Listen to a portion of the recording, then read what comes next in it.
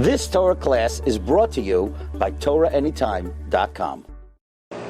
Okay, good evening, Rabbi. So we're learning Sefer Shaarei Teshuva, and we're learning the Shaar and the second ingredient of Teshuva, and that is Azivas Achet, which is stopping to sin.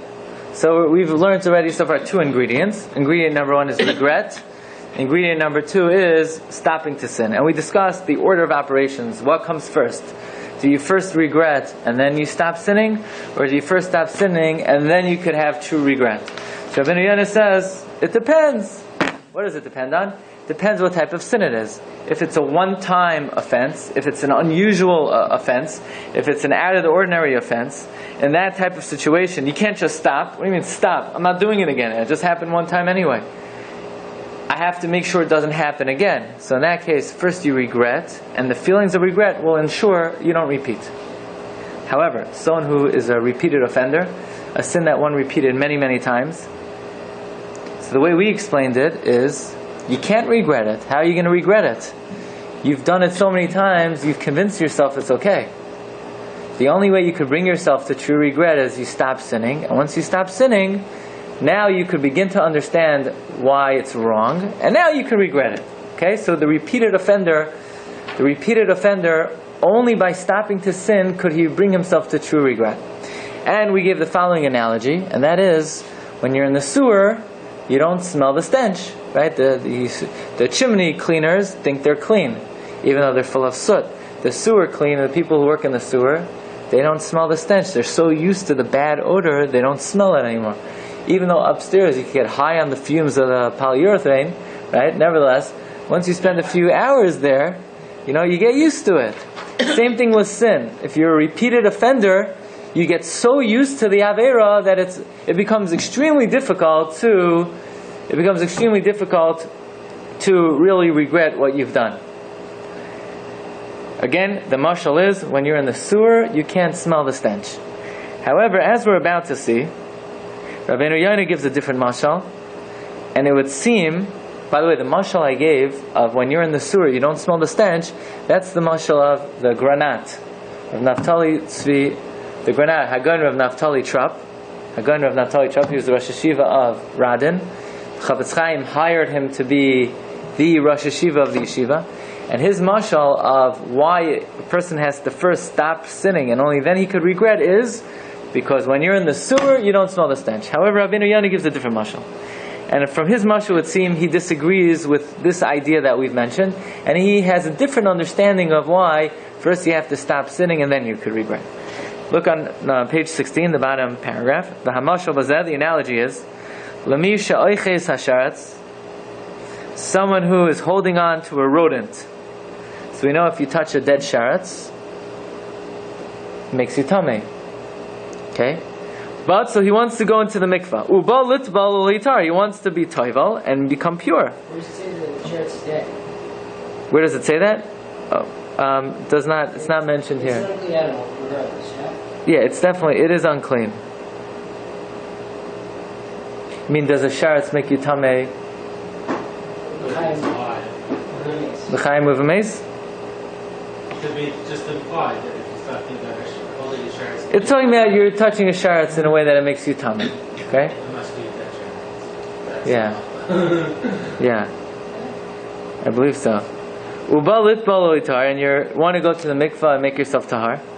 So imagine the guy, he's holding on to the rat's tail, and he has the rat's tail, wrapped around his arm, but he wants to go to the mikvah. So he goes into the mikvah holding on to the rat. Is the mikvah going to make him tahar? No. Ki yaniach hasharetz, first he has to let go of the sharetz, tchila, v'achar ken yitbal v'yitzar, but only then he could go to the mikvah. But if he holds on to the sharetz, it's called what? Toivel? The sharetz biyadai. You're going into the mikvah holding on to the sharetz. In other words, the mikvah can't make you tahar if you constantly bringing upon yourself new tumah. It's not that the mikvah is ineffective to your previous tumah, it's just that by maintaining your grip on the sharetz, you continuously gain new tumah, the mikvah is ineffective then.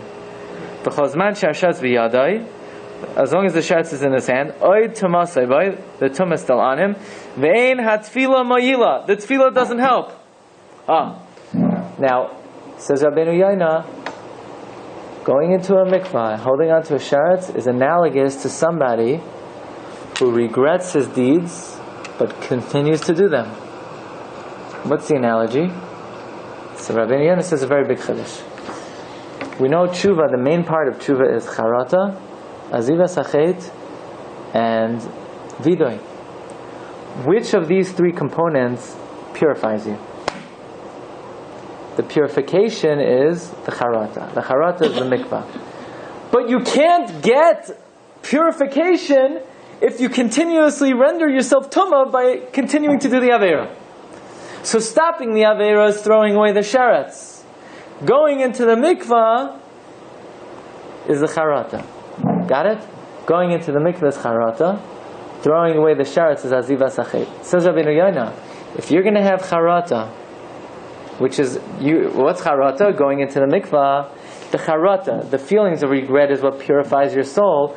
But how could you purify your soul if you're rendering yourself tameh again and again and again by repeating the avera?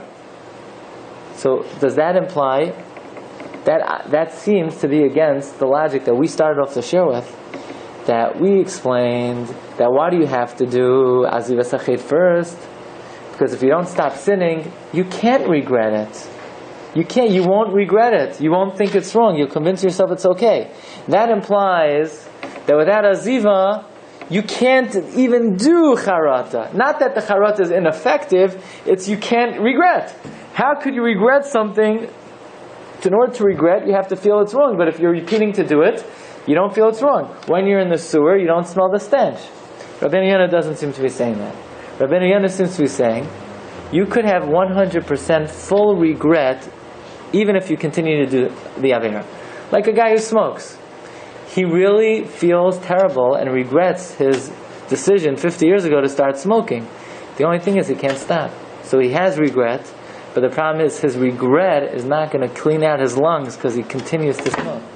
So too, Rabbeinu Yonah seems to be learning, not like the mashal of Rav Naftali Trop, that when you're in the sewer you can't smell the stench, that when you continue to sin you can't regret. Rather, Rabbeinu Yonah seems to be saying that charata is the mikvah, but the mikvah can't work if you continue to render yourself tameh by continuing to do the aver. Okay? He says, V'hinei azivas machshavas hachet, forsaking the thought of sin, he hashlachas hasharetz, is analogous to throwing away the rodent. The hacharata and the regret, me'ashachata, and included in regret is vidoy. Right? We saw early in Rabbeinu Yonah. Rabbeinu Yonah reads the words umayde v'oizev yerucham. Umayde means one who confesses, and included in confession is regret. V'oizev is azivas hachet. So the charata is me'ashachata v'havid v'atil b'mkaim hatfila. So that's a very important understanding of the mechanism of tshuva. Your feelings of regret are analogous to the mikvah. The azivas hachet is analogous to throwing away the sharetz. But really what purifies your neshama is the real, true, earnest feelings of regret for your action. And that's the analogy of Rabbeinu Yonah. Okay, we'll hold it over here. Shkayach. You've just experienced another Torah class brought to you by TorahAnytime.com.